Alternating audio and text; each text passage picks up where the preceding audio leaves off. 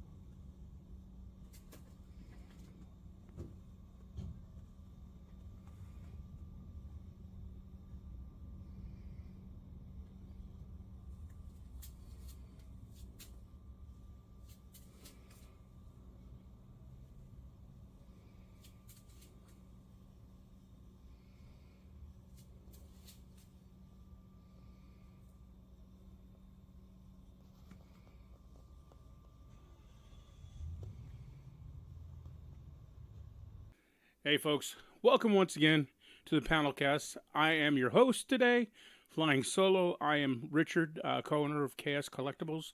Uh, we're available at kscollectibles.com. You can also follow us on Instagram as well as Facebook and TikTok. You'll see a lot of our merchandise out there. I hope you guys enjoyed the quick walkthrough of our at-home based store. It's just kind of a quick look of a lot of the stuff that we have to offer our customers out there. There's plenty of stuff that's not in the video, that's not actually displayed in the store that we have. We also have a back stock, which I'll do a little run through of that in another video later. But if you're ever looking for anything in particular, feel free to ask, even if we haven't posted or you don't see it.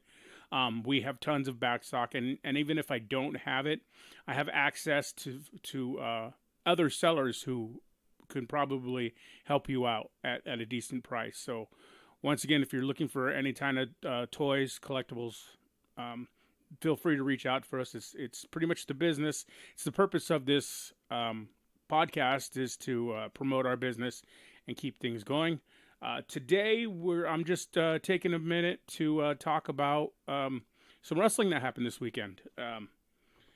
Myself and AJ have had some scheduling conflicts over the past few days, mostly because I'm trying to get my house in order with all the merchandise that pretty much has taken over my home. So we haven't had the ability to meet up over the past couple of weeks. So and being sick. So I just wanted to talk about some of the wrestling that happened. We had King of the Ring on Saturday, as well as we had AEW Double or Nothing on Sunday. So we're going to take a quick walkthrough about the results and just kind of give a basic analysis of my opinions on the shows and how well they went. We'll start off with King of the Ring. King of the Ring in the pre-show started with a match between Jade Cargill and Bianca Belair versus Indy Hartwell and Candice LeRae. It was a decent match. It was a good way to start a pay-per-view to fill a little pre-show time. The WWE is doing something that I had hoped that they would do. Is they're basically they're giving Jade time to become a lot more comfortable and a lot more familiar with their ring. I don't know the difference in the dimensions between a WWE ring and an AEW, or if there are differences, but there are definitely differences in the style and how each product is presented. And just because you know how to wrestle, or just because you know how to perform, doesn't mean you know how to perform under the WWE umbrella, I guess is the best way to say it. So they're kind of bringing her in slowly, yet keeping her exposed and keeping her on television. And putting her in a tag team, I feel, is the best way, as well as it's a feud that everybody wants to see in the future. So you're able to lay the groundwork, and it's long-term storytelling. It may not even be that long a storytelling, but it's long enough to get people familiar with who Jade is, get Jade comfortable with the way WWE is presented, and to build a history, a backstory between her and Bianca.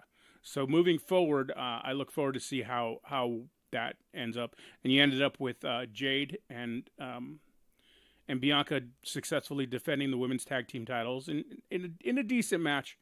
I wouldn't call it a barn burner or anything, but as a way to start a PLE, or even in the pre-show, it was a good, a decent starting point, a way to get people interested in watching up until the show kicked off, and it kicked off in a big way. The first match of the actual PLE was Liv Morgan and Becky Lynch. A lot of people were clamming for Liv to have won the title once Rhea vacated it, and I feel that would have been too simple. It's not allowing Liv to start telling a story, and they want to build a backstory for Liv Morgan and be able to more than just the fact that the revenge tour and how Rhea had hurt Liv, and now Liv has injured Rhea. More than that, they want to actually add some drama to it and actually add a full story to it, which they're now doing. Liv turning and ending up beating Becky in the match. She beat her cleanly, but there was some. I wouldn't call it interference, but there was definitely some distraction on Dominic Mysterio's part. And adding Dominic to the Liv Morgan story is going to create that rift that will create the drama for Liv and Rhea once Rhea returns. And it's a unique way to tell the love triangle story. The love triangle typically in wrestling is done with two men and a woman. And like it's usually the woman breaking up a tag team, the Yoko Ono style. Very few times do you. I wouldn't say very few, but there are some examples. I mean, Sunny with the guns would be an example of the typical storyline when it comes to something like that. Or when you had in ECW, you had Francine and Tommy Dreamer and Raven, or Beulah McGillicuddy, Tommy and Raven. I don't know why I said Francine. But going on, well, you did have Francine and Tommy and Shane Douglas at one point. But typically it's two males and a female. Every now and then you get two females and a male with one male in the middle. But it's not really predominant. And it hasn't happened in a while, so I think it's a good way to add some drama to this story. And once again, it's a long-term story. It's when you can progress a story without Rhea having to be there. I believe this will create a feud that will, it will be interesting for a lot of people. There's definitely a lot of interesting storytelling possible. So, and then the next match during the pay-per-view was, Sami Zayn versus, Chad Gable versus Bronson Reed. Is cool. It was a decent match. It was a good match. Sami came out on top. I was intrigued by it. It was done well. I think I'm not a big fan, and I've said it before here. I'm not a big fan of three-way matches. It's too much. You're not really telling a story. There's a lot of stuff happening. If it's the beginning of a storyline or some way to continue it, I get it. But this is two separate storylines merged into one. Like Bronson had a story going with Sami, and then you had Gable have a story with Sami going, and then they've merged them together, and now you have like Otis in the mix. So this may lead to some tag teams with, if Otis ever turns on Chad Gable, where you'll have Bronson and Chad versus Otis and Sami Zayn, and leading to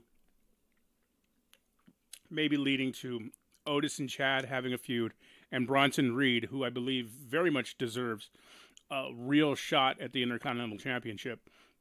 And Bronson is a phenomenal talent. However, I also think that Chad Gable should have got a chance with the Intercontinental Championship. I think Chad Gable should have been the one to beat Gunther.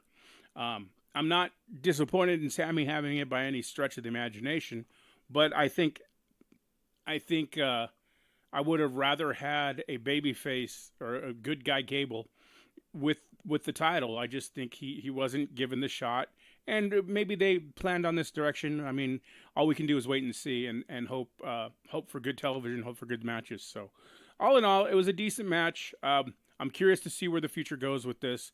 So, hopefully, we'll get some interesting matches out of it. Now, the next match, because this is actually kind of a small pay-per-view, which I enjoy the smaller pay-per-views, especially when they're earlier in the day. I'm on the West Coast, so the time for me isn't as bad as someone on the East Coast. But you had Nia Jax taking on Lyra Valkyrie for the women's, or the Queen of the Ring, I guess is what they're calling it, in the Queen of the Ring finals. And I was actually very happy with this match. And I am very happy with the fact that Nia Jax won it. I was one of her biggest opponents of her for years when she was getting the push that I felt she didn't deserve early on. And it's not that I don't think she's a talent. It's not that I don't think that she has the skill, or a lot of people were saying she was dangerous and clumsy. These are all things that people were saying out of ignorance. Her uneasiness and missteps and stuff like that are just a lack of reps. It's a lack of time in the ring. It's just inexperience. It's something that everybody goes through at one time or another. And the fact is, she was kind of rushed in. She only spent so much time in NXT, was brought up to the main roster, so she didn't have as many reps in as a lot of girls do, especially ones that started off on the independents or spent multiple years in NXT. Now we're seeing the benefits of her having that time off. She obviously took some time to hone her skills when she was let go, and she ever since coming back, she is a different wrestler. She is much better. I won't call her like an MVP, but she definitely shows the ability and improvement in her skills. Her interviews are getting much better. I think she has a bright future, so I'm really, really hoping that, especially with the Queen of the Ring, I think she'll make such an awesome evil queen. A bad guy as the king or queen is always way more intriguing than a good guy, especially somebody with, like, if you watch her TikToks and stuff like that. Nia obviously has charisma and has a way of connecting with people. So hopefully we get like almost like an evil Disney queen style from her. Is what I'm hoping. So I hope big things for Nia. I really do. She's someone that in the next, I'd say maybe year or two, will be one of the top women wrestlers in the business. She's definitely won me over. Like I said, I wasn't her biggest fan for her first run, but ever since coming back, I am a big fan of Nia Jax. And then our next match would be the King of the Ring, which would be Gunther versus Randy Orton. This was, I mean, it's Gunther and Randy Orton. I mean, you're never gonna get a bad match. Either one of these guys can wrestle with anybody. It was an outstanding match. They really laid it in. It was snug. It was tight. It was everything you want to see about a match. Like, they were very, very brutal with each other. Randy sold the leg. Did amazing. Showed vulnerability with the injured leg. Gunther took advantage of it very wisely. The two clicked very, very well together. These guys had a lot of chemistry. I'd love to see multiple matches with these guys. Gunther pulled out the win to become the King of the Ring. Once again, a bad guy as the king is always a good thing, especially a European. So it's going to be really interesting to see what they do with it. I think I would hope with Gunther they go the opposite of what they do with Nia Jax. I want Nia Jax to really lean into the Queen of the Ring thing. That's what I'd really like to see for her character. But for Gunther, I just want it to be just another title, more or less. I don't want to see Gunther come out wearing a robe or cape and the crown and becoming King Gunther or anything like that. I think that's too much for his character. His character's too serious. I just want it to be, and now that's the thing, is the King and Queen both get shots at the world champions. So that's definitely going to be some interesting future matches coming up. So just to see Gunther, I believe that would put Gunther against Damian Priest. So I'm wondering if we're gonna get a good guy Damian again. I don't know. It looks like the Judgment Day is kind of splintering without Rhea being there. So we'll see where the future of this goes. Priest and Gunther is very intriguing to me.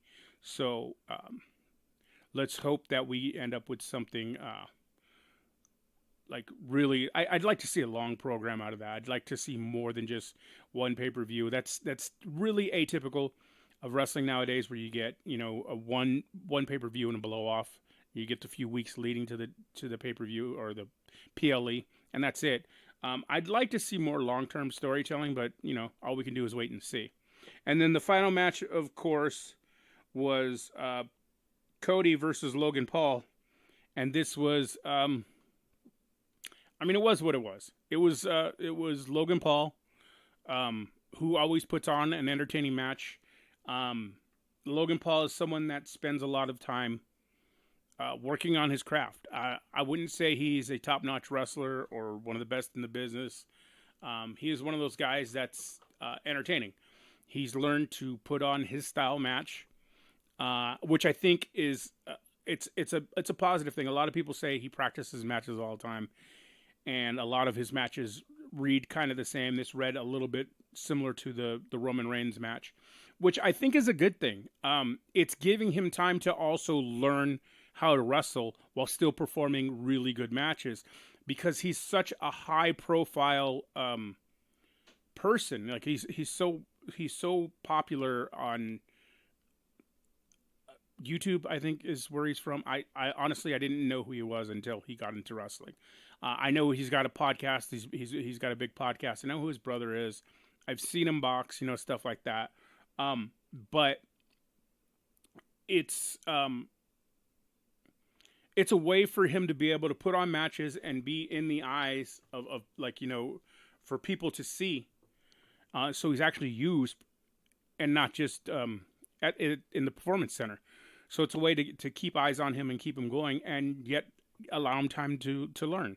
So it was a good match. Of course, Cody pulling out the win, retaining the world title, the Universal World Heavy, whatever they call it. The I have too many words title. But all in all, the pay-per-view was entertaining. It's opening up the avenue. It's the beginning of a lot of storylines. So going forward, we have a lot of intriguing possibilities coming up. So all in all, out of 10, I'd give this probably a solid 8, 7.5, 8. It was definitely a good pay-per-view, definitely entertaining. I wasn't disappointed in any of the matches. They really, like I said, it's what's the results of going forward are really intriguing. The storylines that are coming out of this are definitely what's catching my interest. So hopefully we get some good stuff coming out. So that was the King of the Ring. Sunday we had AEW's Double or Nothing. And this was a pay-per-view that I wasn't super hyped about going into it. There were definitely some individual matches I was interested in, but all in all, it was lacking. Just on paper, it was lacking a lot, and leading up to it, a lot of the television leading to this is kind of disappointing. And I'll share my opinions on AEW after I go through this, but we started off with a 6-man match, and once again, this goes back to how I feel about 6-man matches.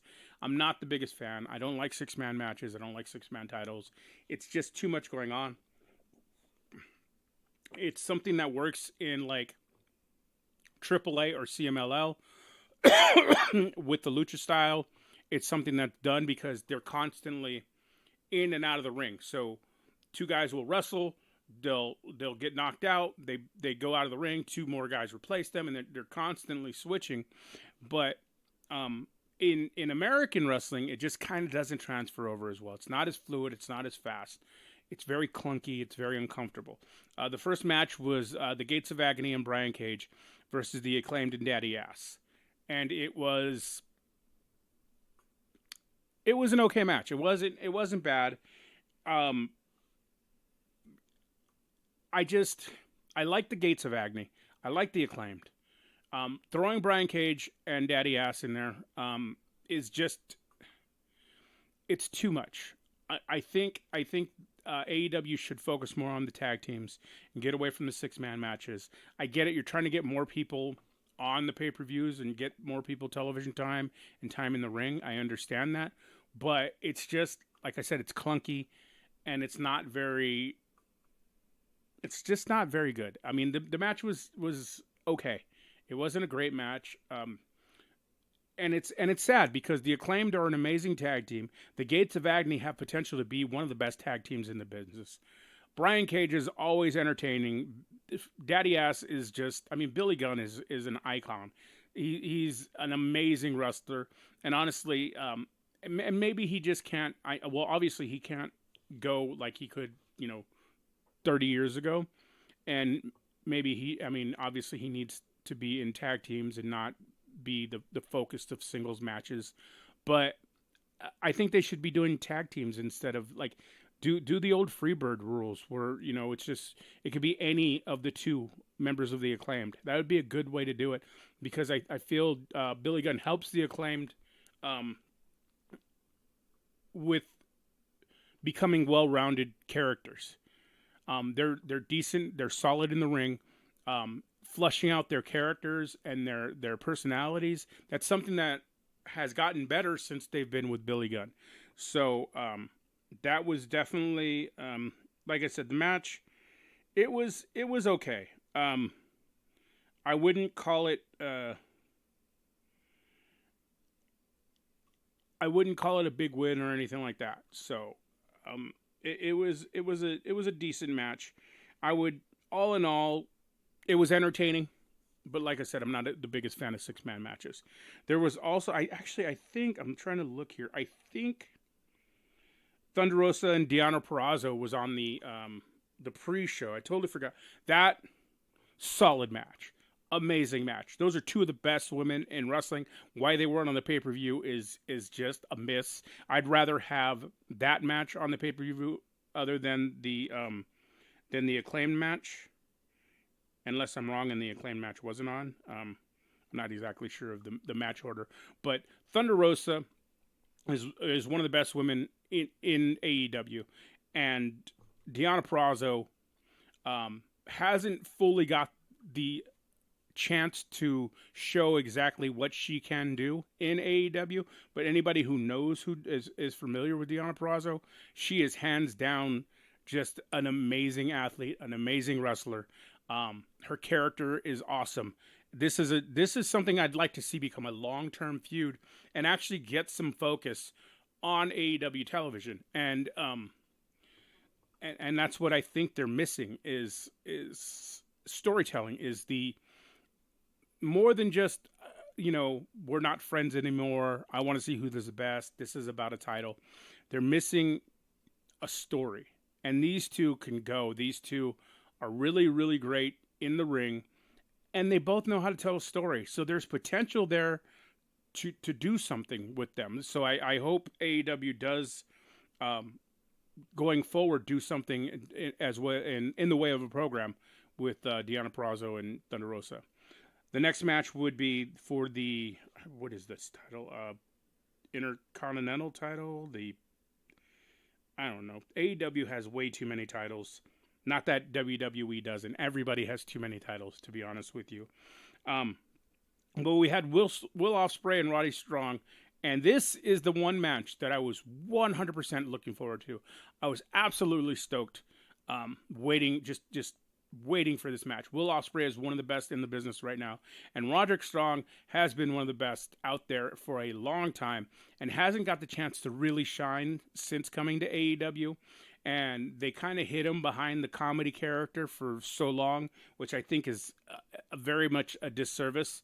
And he's having to fight his way back from being a comedy character, which comedy characters work for some people. Comedy characters work in areas, but it was funny in moments, but they took it too far. They could have, they could have had little vignettes where it's funny here and there, but once he was in there, like, it was just super serious in the ring, because Roderick is just a top-notch performer. This match is one of the best of the year. It was an amazing match. Ospreay did everything you'd hoped he would. And Roderick was the perfect foil for him.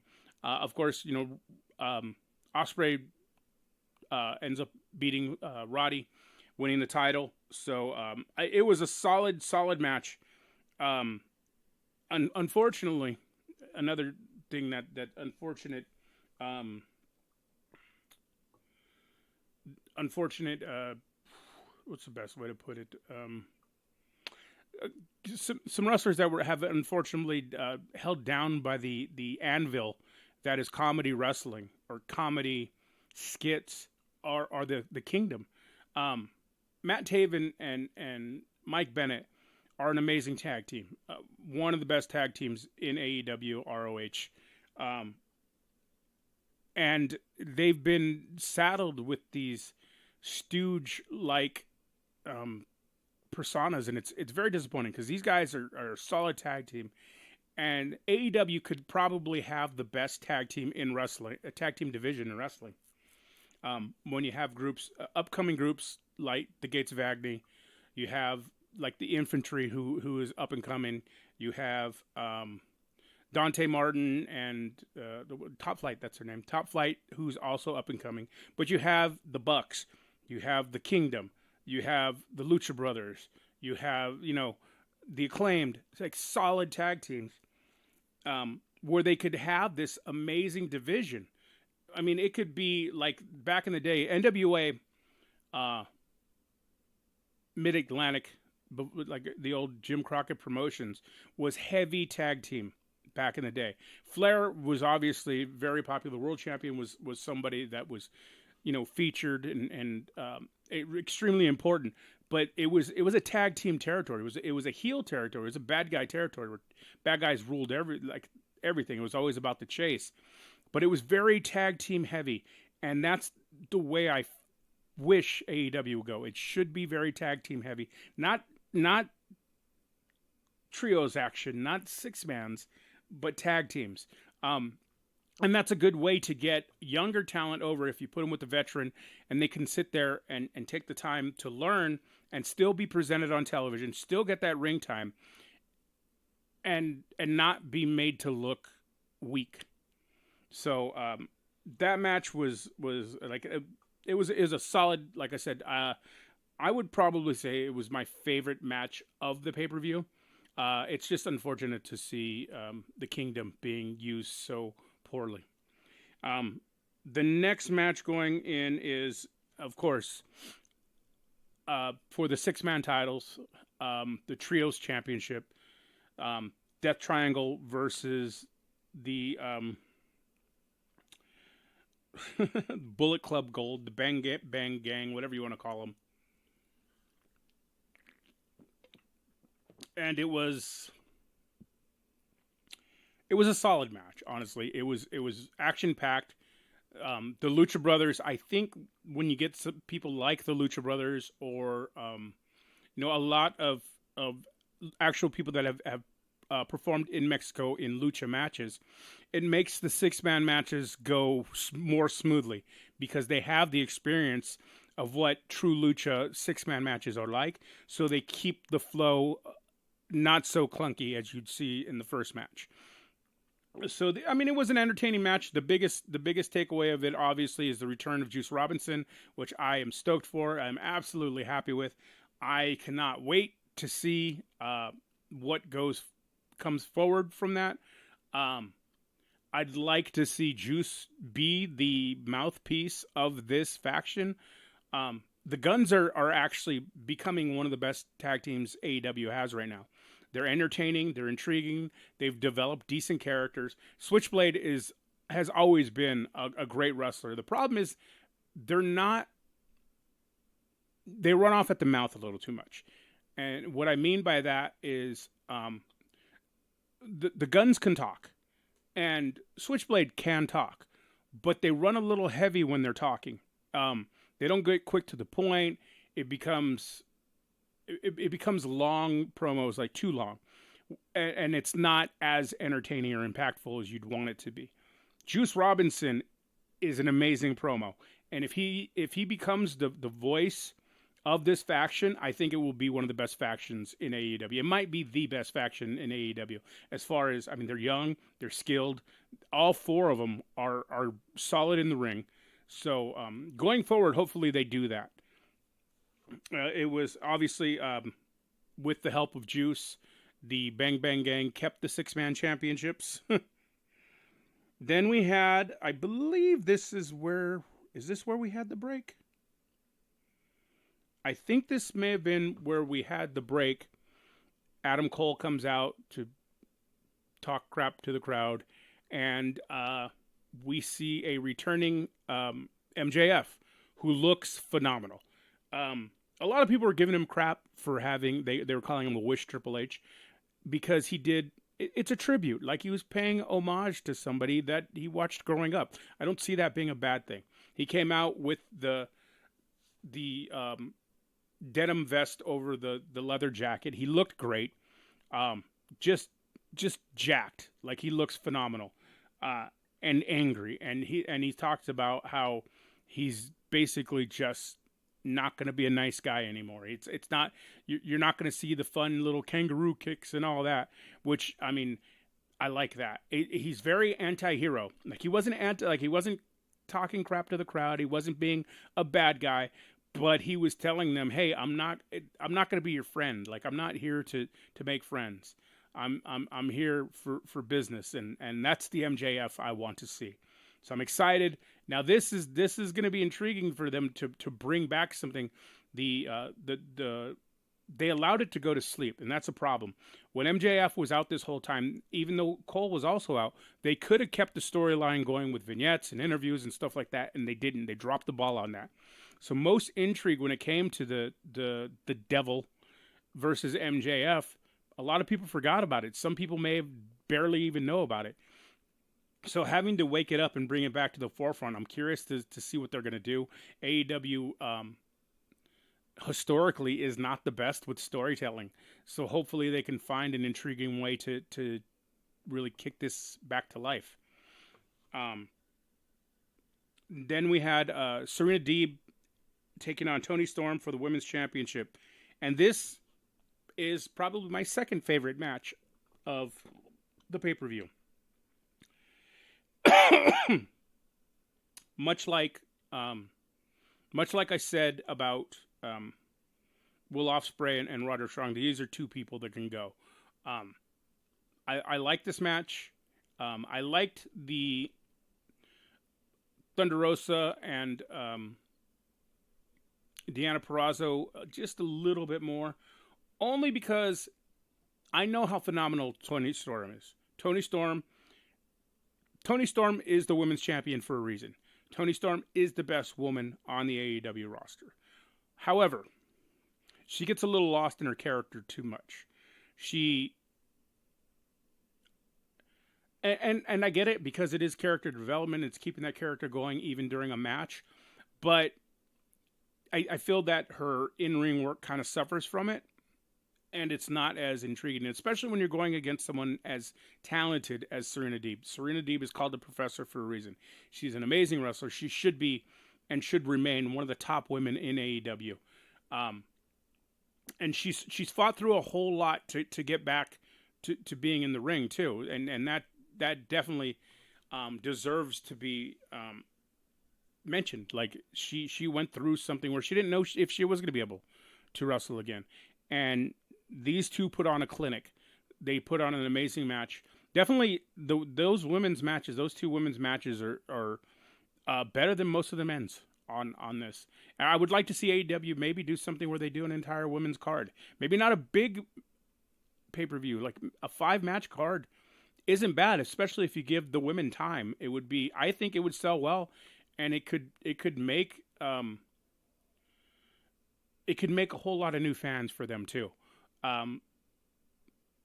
So this was a phenomenal match, of course. There always are. Toni Storm beat Deeb, retaining the world title. But once again, this is something that's the thing about AEW that I'll keep bringing up, is this was a few weeks of television, a match, and done. It's not, there's not much storytelling going on in AEW. There's really truthfully, there's none. There's really no storytelling going on in AEW. And I'm not a sports entertainment guy, but matches for the sake of matches becomes old after a while. It's like watching professional wrestling on exhibition mode in a video game. Intriguing matches are awesome, but the possibilities of a long-term, even a few months, even 2-3 months feud is way more intriguing than one and done. So yeah, this was a great match. Then you had Orange Cassidy and Trent Beretta. I honestly don't even feel like talking about this match. It's Trent Beretta is somebody that has a lot of potential, had a lot of skill, has been pretty much everywhere in professional wrestling. Orange Cassidy, for as much flack as Orange Cassidy gets from a lot of people out there, Orange Cassidy is entertaining. He does know how to wrestle. I've seen him wrestle for years, even before he adopted the Orange Cassidy gimmick. He is intriguing, but this story is just, and this is one of the few long-term stories that's being told in AEW, but it's simply, we're not friends anymore, so now we're gonna fight. They didn't focus. I feel if they would have focused more on the fact that Chuck Taylor had to retire, and basically Trent Beretta caused him to have to retire. If they would have leaned more into that and done, some vignettes and some stuff like that, they could have told a better story with that, more than it just being an afterthought before the match of, oh, we're not friends anymore. It's poor storytelling when it was right there for you. The match was okay. It was decent. I'd give it, it was a solid 5.5 out of 6, or out of 10. 5.5 or 6 out of 10. So I mean, it wasn't a great match, but it wasn't horrible. Speaking of horrible, the next match was for the FTW Championship. It was Chris Jericho versus Hook versus Shibata, and once again another 6-man match, or another trios match. And it 3 ways. Once again, it's clunky, and you're dealing with Jericho needs time off. Jericho needs to go away for a while, allow people to miss him. Since AEW started, we've had way too much Jericho, and Shibata is totally misused in AEW, and just it's horrible to see.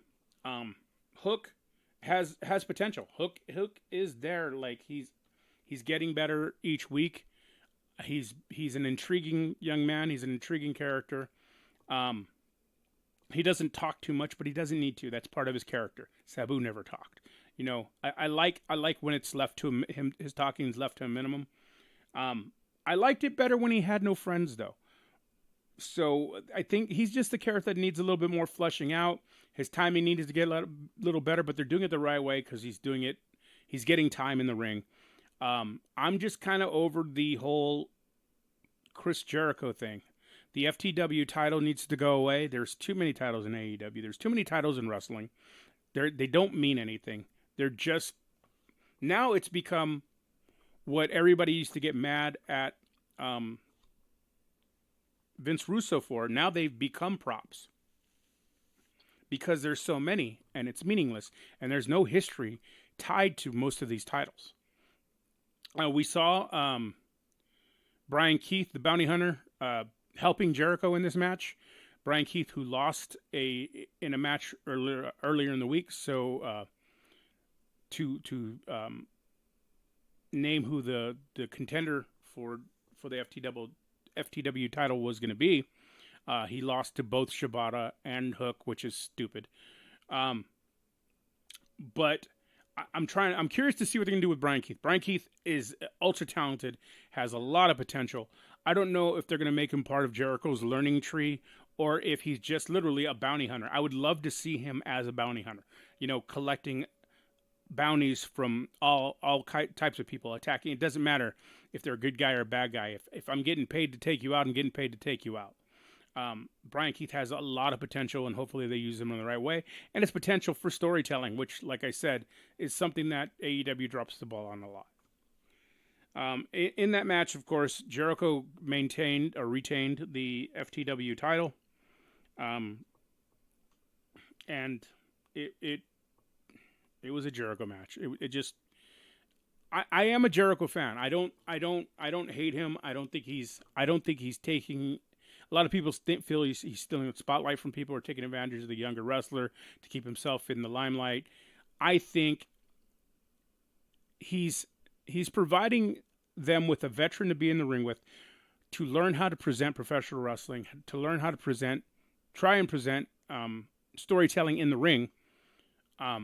But we've gotten a lot of Jericho. When people, like, if you were to disappear for a while, take some time off, I think people would appreciate him a lot more.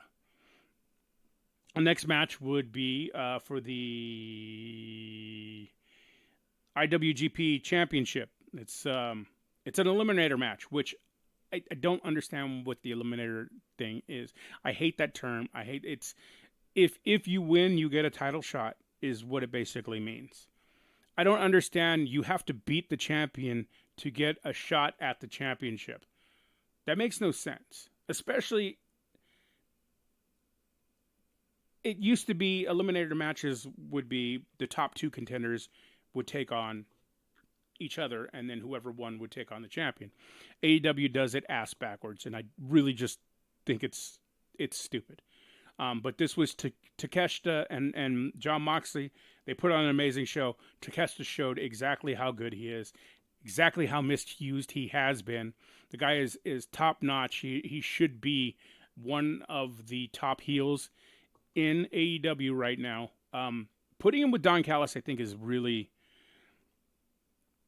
Don Callis is more annoying than menacing. I don't like Don Callis and never have liked Don Callis as a heel manager. I liked him as a heel authority figure, but never as a heel manager. He's really good when he represents the office or something like that, when he did like he did in ECW. As a heel manager, I've just never been a fan of his. It's not that I find him like, he doesn't make me mad. I don't want to see people kick his butt. He's just annoying, and I honestly just I don't want to watch him. He's a decent heel commentator, though. I do say that. I do like him on the mic as a heel commentator. But I just, as a heel manager, it doesn't click for me.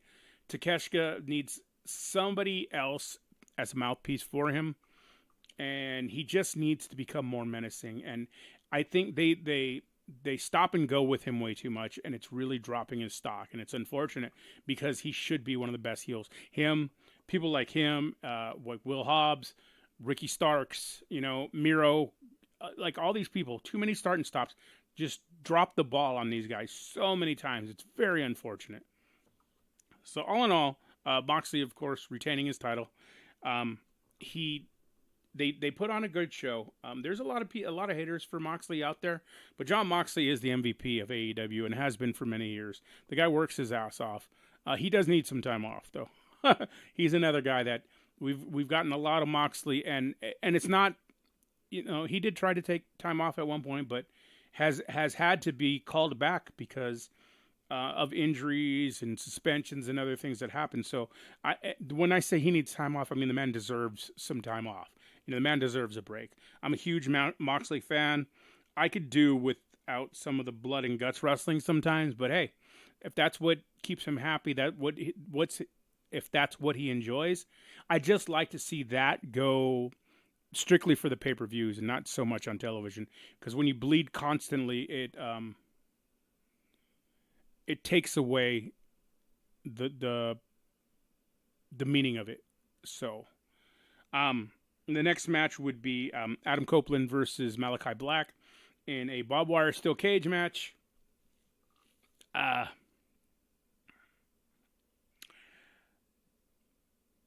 So this was a solid match. I'd like to see Malachi and Copeland go in a straight up match first. Like, this should be the blow off. The weird thing about it is the blow off between Malachi and Copeland came without them wrestling leading to it. I mean, he wrestled everybody in the House of Black to get the blow off, which, if done right, could be intriguing and works. This was not. It wasn't as intriguing. It wasn't as good of a story. It's a hell of a match. All the matches are good. Copeland and Buddy Matthews, or Buddy, what is his name? Buddy Murphy. No, it is Matthews. I always get it wrong. Copeland and Buddy Matthews had a solid match. Brody King and Copeland have a good match. Like, they all can go. All the members of the house. I'm a huge fan of the House of Black. But leading into this, it just was. There was so much potential for storytelling, and they tried. They did try, but it just wasn't as well of a fleshed out story. And once again, I will get into my thoughts on AEW's problems with storytelling, or my opinions on it. Once again, my opinions. Everybody has their own opinions. Nobody's wrong. It's your opinion. You're allowed to think what you want. I could be wrong. It's just what I like, and I've been watching wrestling for 47 years, so it's just my preference. I like things, I guess you'd call them old school way. So, but it was still a brutal match. It was solid. It was done well. It was violent. It was bloody. Copeland did this amazing elbow off the top of the cage onto Malachi. Unfortunately, breaking his, I think it was tibia, where he has to get surgery now. He did retain his TNT title. We did see an appearance from Gangrel. That was cool. There was a bunch of interference from the House of Black. It was just, once again, it was very cluttered. But a match like that should be. That is one that should be a garbage match. A lot of stuff like that's fine. It's just unfortunate the way Copeland took the bump off with the elbow off the top rope, or off the top of the cage, and broke his own leg. It's just an unfortunate situation. He was trying to be, I think, a little too cautious for Malachi, so he didn't take so much of the brunt, because his legs took more of the force coming down than Malachi took on his body. So it's just unfortunate what happened. We'll see. I know he has to get surgery. We'll see how long he's out. It's supposed to mean that the House of Black joins Copeland. We'll see going forward what happens with this story now. Having to adjust storylines is something that happens in wrestling all the time. So, and who knows how well fleshed out the story of the House of Black joining Adam Copeland was going to be anyway. Now, this leads into our next match, which was Willow Nightingale versus Mercedes Moné for the TBS title. This was a solid match. However, it was probably a little too long. And what I mean by that is I don't mind long women's matches. I'm a fan, obviously, if you've been listening to this podcast at all. I'm a fan of women's wrestling. I absolutely love it. And I used to hate it when I was younger. But I'm not a fan of that diva style stuff back in the day. I liked it in the 80s. I loved it when TNA brought it to the forefront with Gail Kim and all them. That was amazing. I love seeing this like solid wrestling, solid matches.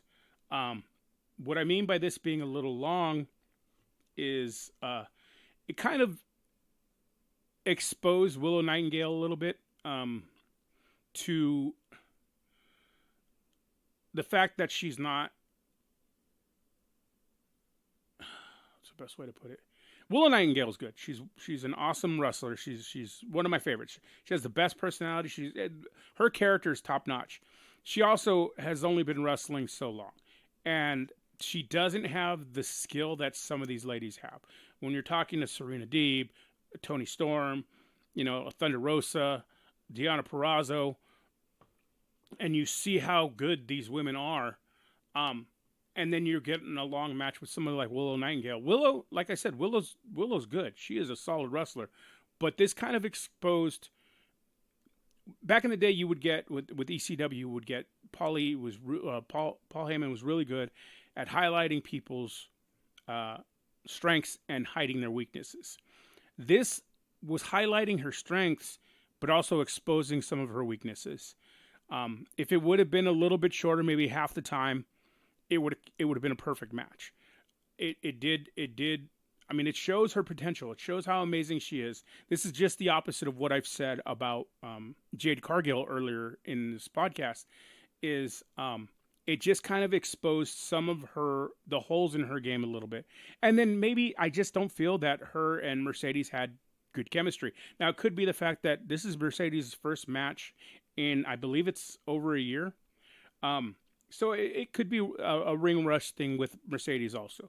So going forward, we'll see how well this is. And Mercedes won the TBS title. A lot of people were kind of upset about it. I think it's something that has to happen. It's good for her character. And it's leading into something at the very end we saw where Chris Statlander turned on Willow. And that's leading into what I hope is a long storyline between these two. Chris Statlander is another one that is an amazing wrestler. Top-notch women's wrestler. AEW, that's another thing. They should have the best women's division in professional wrestling. Or at least be like, 1A,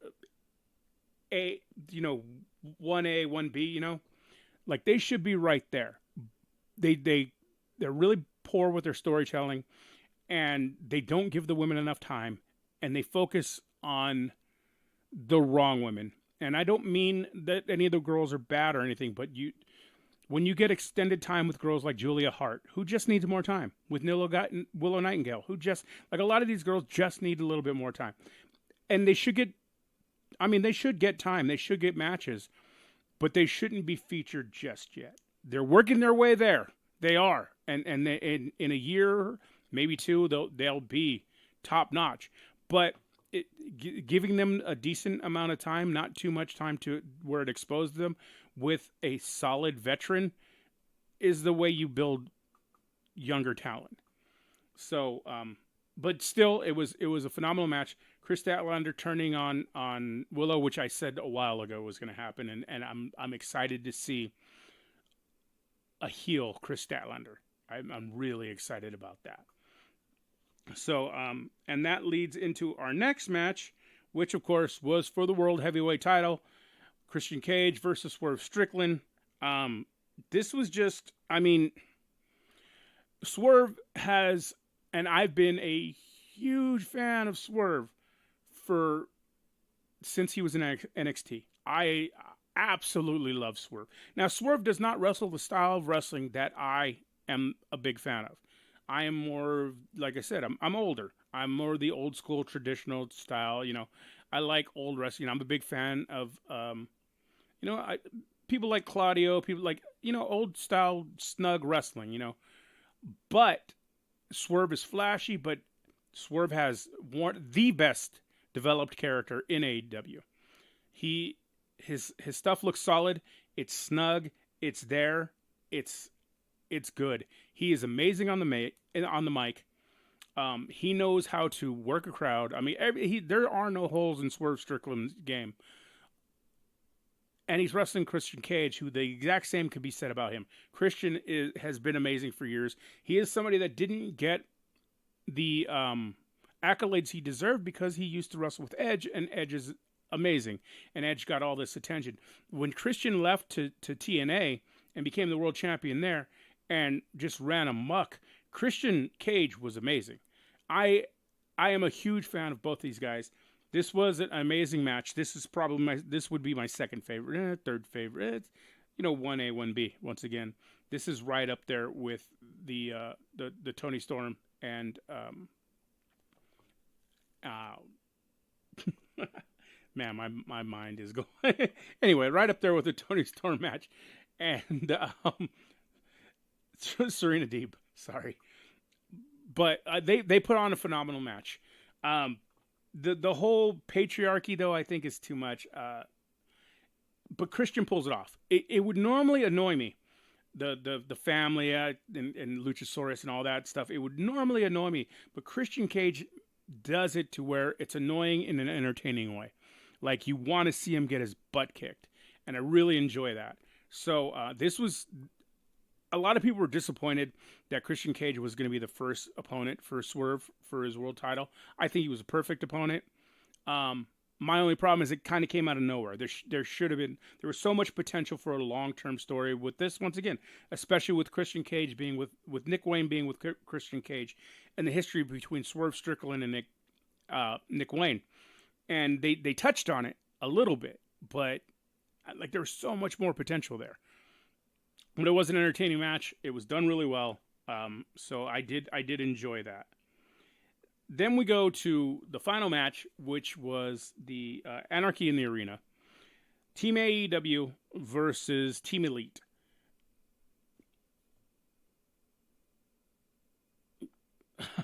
I don't like Anarchy in the Arena matches.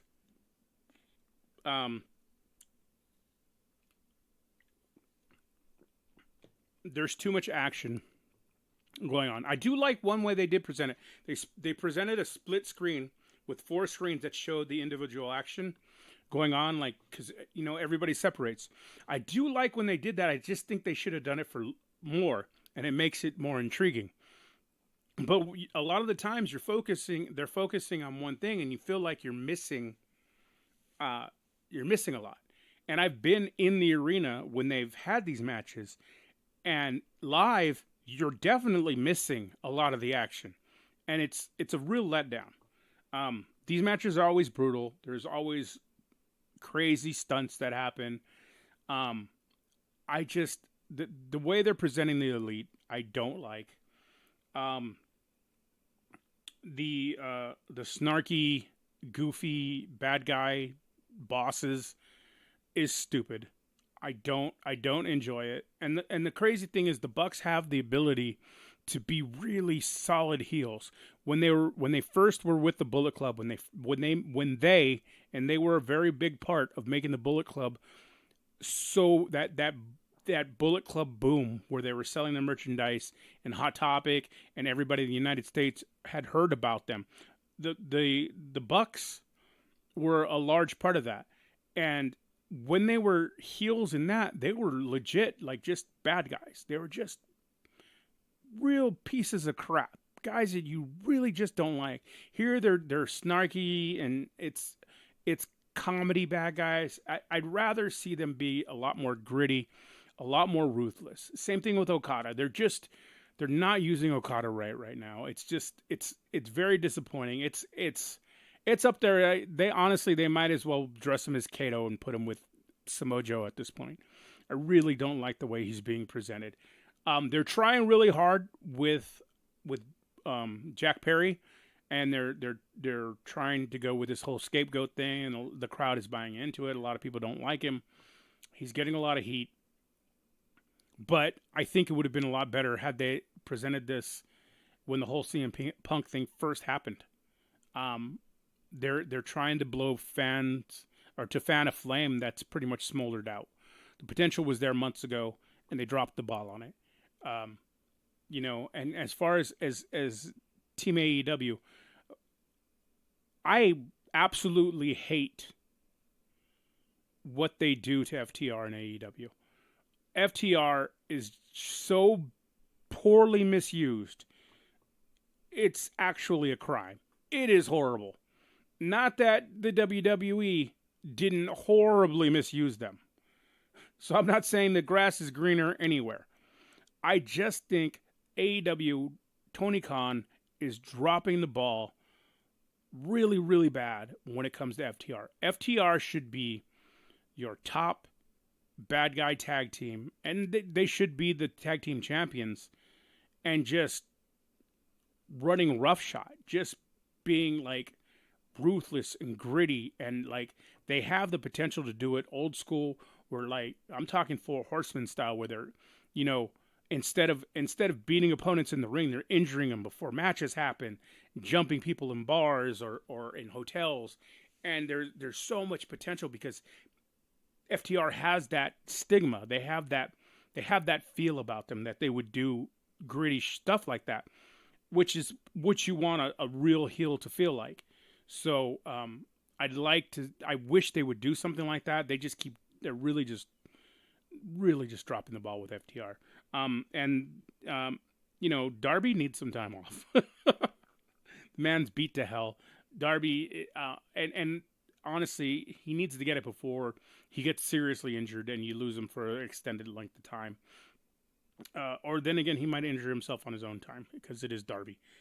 But the hanging him from the rafters, super kicking like that. It was brutal.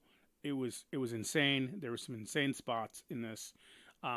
Catching Jack Perry on fire and then Jack Perry covering for the pin was nonsensical. I don't understand. It was just the point to have a fire spot. I don't understand what that was about. It was dumb. So yeah, that's pretty much how I feel about that. I feel there's a lot of misrepresentation, and a lot of people aren't presented the way they should be in AEW. So my wrap up, it was. I mean, I'd give this a 4.5 to 5 out of 10. It was entertaining. There was some really solid matches. My problem is there's no storytelling in AEW, and this is going to leave my rant when it comes to AEW. Is I understand Tony Khan's vision and what he's going. He's a big fan of ECW. He's a big fan of Japan and Lucha Libre, which a lot of Japanese and Lucha Libre, the storytelling is done in the ring. Problem is that doesn't work with American audiences. And if you're doing dream matches for dream matches' sake, that's great once in a while.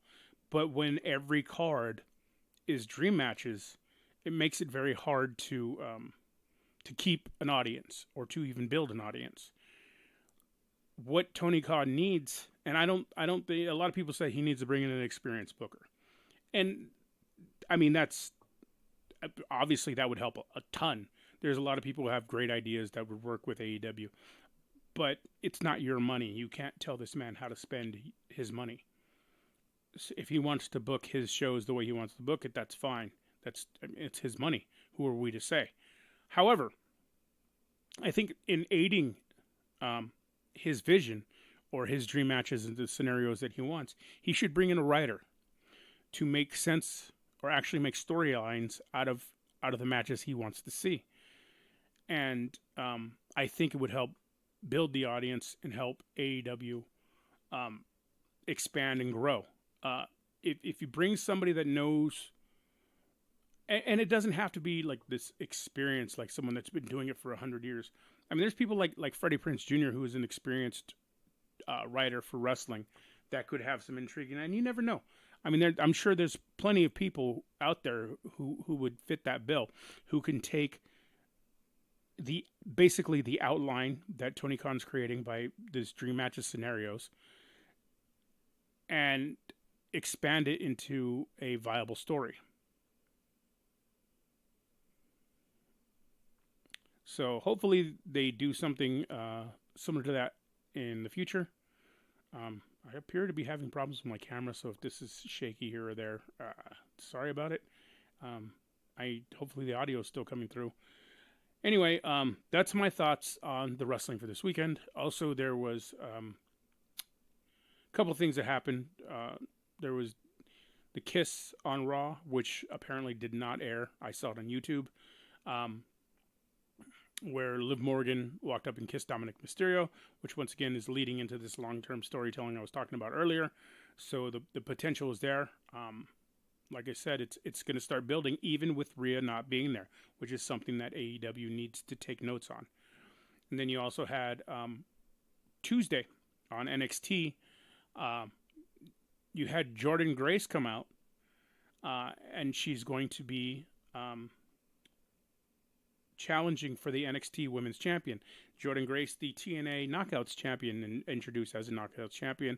A lot of people who read internet news and stuff like that knew that TNA is working with WWE.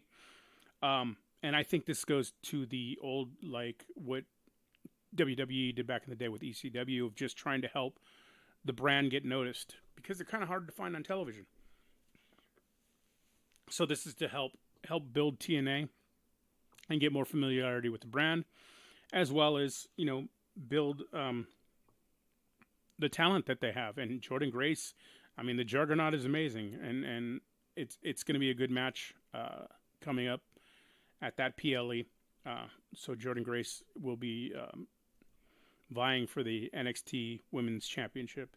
And then you had the surprise debut, which was not a surprise to me, of Ethan Page. And the way they made Ethan look in his debut attacking Trick Williams, the NXT champion, is very promising. I have said for a long time, Ethan Page is one of the best, and he is an amazing heel. And though he does the comedy stuff really well, he does some serious wrestling. And when an angry Ethan Page is awesome. I saw it in TNA. Unfortunately, he was misused. It is a common thread that I keep saying in AEW.